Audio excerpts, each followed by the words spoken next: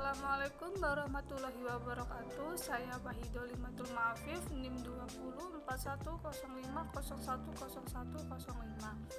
Saya dari Prodi Perbankan Syariah 4. Di sini saya akan menanggapi video dari Bapak Abdul Wadud Nafis LC.MEI yang berjudul Pengangguran dalam Perspektif Ekonomi Islam. Pengangguran atau tunakarja adalah istilah untuk orang yang tidak bekerja sama sekali, sedang mencari pekerjaan, atau orang yang bekerja kurang dari 2 hari dalam seminggu, atau orang yang sedang berusaha mendapatkan pekerjaan yang layak. Macam-macam pengangguran dibagi menjadi 2, yaitu 1. Pengangguran berdasarkan cirinya. Pengangguran berdasarkan cirinya juga terbagi menjadi 4 bagian, yaitu A. Pengangguran terbuka.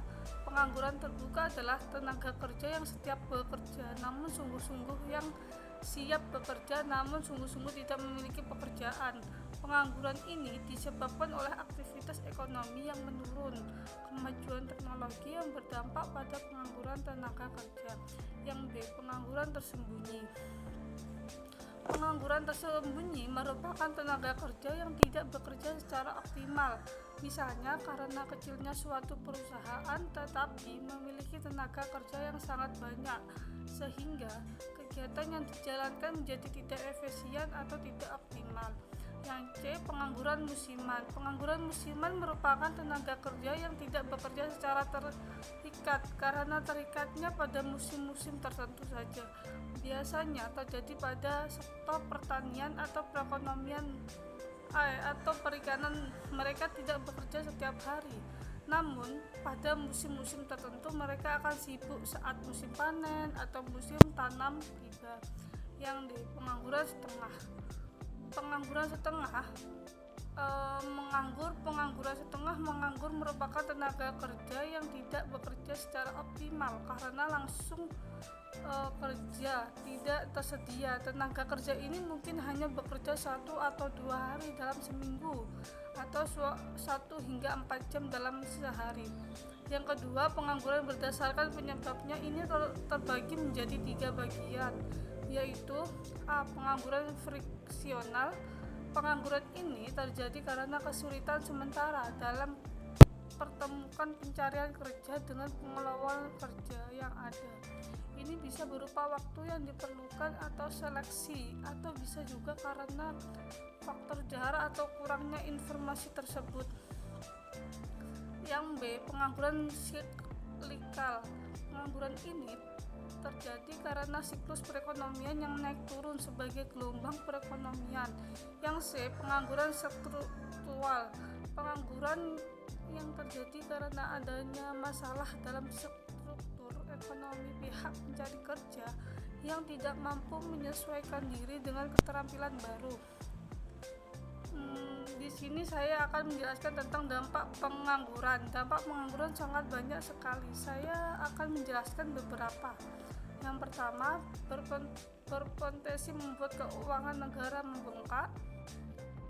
Yang kedua, meningkatkan kriminalitas. Yang ketiga, dapat memunculkan konflik warga negara dengan pemerintah. Yang keempat, dapat menyebabkan kesenjangan kesempatan kerja. Yang kelima, dapat menyebabkan seseorang kehilangan keahlian atau keterampilan. Yang keenam, mendorongnya daya asing.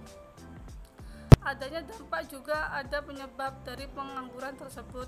Besarnya angkatan kerja yang tidak seimbang dengan kesempatan kerja yang ada. Yang kedua, masyarakat tidak memiliki keterampilan yang tinggi serta tingkat pendidikan yang rendah serta menghambat mereka untuk mencari pekerjaan. Yang ketiga, adanya kemajuan teknologi yang menggantikan manusia seperti banyak sekali. Pada saat ini tenaga manusia digantikan dengan mesin. Yang keempat, tenaga kerja yang ada di daerah dengan di kota tidak dimanfaatkan dengan seimbang. Yang kelima, pemerintah memberikan kebijakan mengirimkan TKI ke luar negeri, jadi banyak orang yang menganggur karena pemerintah memberhentikan tersebut. Yang keenam, harapan terlalu tinggi untuk tenaga kerja. Harapan terlalu tinggi tersebut biasanya perusahaan atau tempat yang mencari lowongan kerja tersebut sangat tinggi spesifikasinya untuk menerima pekerjaan baru. Yang ketujuh, persaingan pasar global.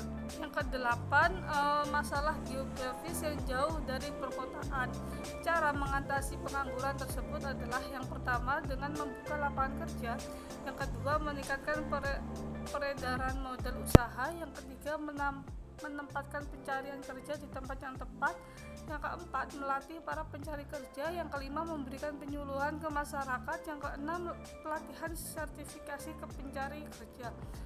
Sedangkan dalam perspektif Islam sendiri, pengangguran bukanlah tanggung jawab mutlak dari pemerintah, karena hal ini tersebut termasuk tanggung jawab dari berbagai pihak termasuk umat Islam.